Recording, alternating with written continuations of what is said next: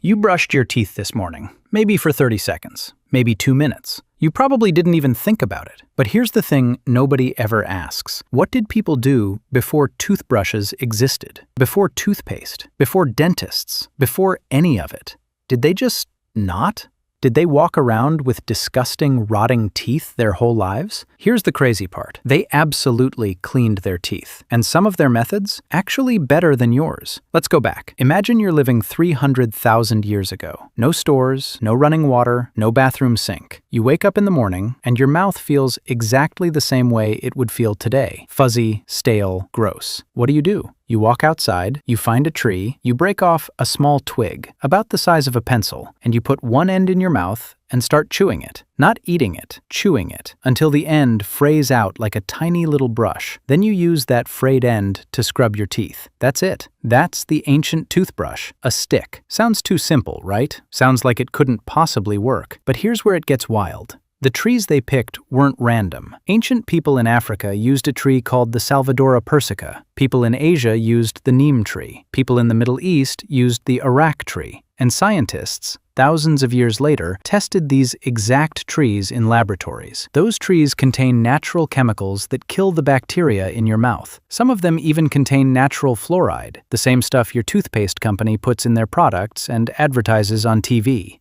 Ancient humans didn't know any of that. They didn't know what fluoride was. They didn't know what bacteria was. But across thousands of years of just trying different sticks and seeing what worked, they landed on the exact right answer. In 2003, the World Health Organization looked at the evidence and said that chew sticks, used correctly, work just as well as a modern toothbrush, a stick, working just as well as a toothbrush. Think about that next time you see a fancy electric toothbrush advertised for $80. But they didn't stop at sticks. Ancient humans also had to deal with something called tartar. You might have heard your dentist mention it. It's when plaque hardens on your teeth like a little rock. If you leave it there, your gums start to get damaged. Your teeth start to get loose. In the ancient world, losing your teeth wasn't just embarrassing. It meant you couldn't eat properly, which meant you could die. So they took small, sharp tools, sometimes a tiny piece of bone, sometimes a sharpened sliver of stone.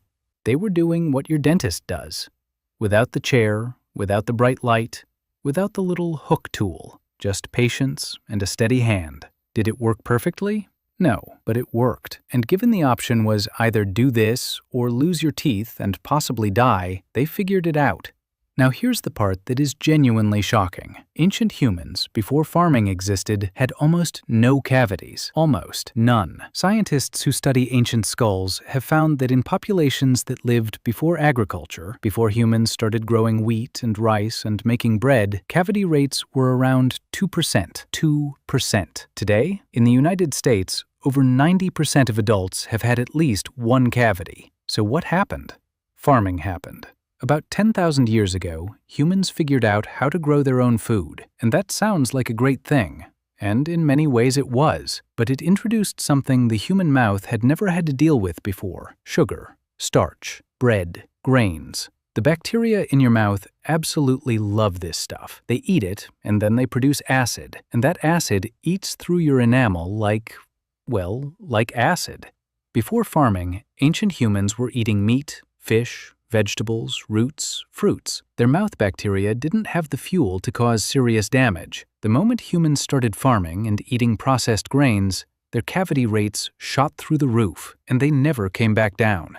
You could have the best toothbrush in the world. You could brush for 5 minutes twice a day. But if you're eating sugar constantly, which almost every modern human does, you're fighting a battle that ancient humans never even had to fight. Their secret wasn't better hygiene tools, it was what they were eating. Here's one more thing, and this one is just cool. Scientists have been studying the ancient tartar on old skulls, the hardened plaque that ancient humans were trying to scrape off. And it turns out that stuff preserves everything. Researchers found ancient tartar that still contained traces of plants people had eaten, traces of medicines they had used, even traces of what they had breathed in the air around them. One scientist found the remains of a 5,700-year-old piece of chewing gum, just sitting there, preserved. A small lump of tree resin that some ancient person had chewed on nearly 6,000 years ago. From that one piece of chewed resin, scientists were able to reconstruct what that person looked like, their eye color, their hair color, what they had recently eaten, from a piece of old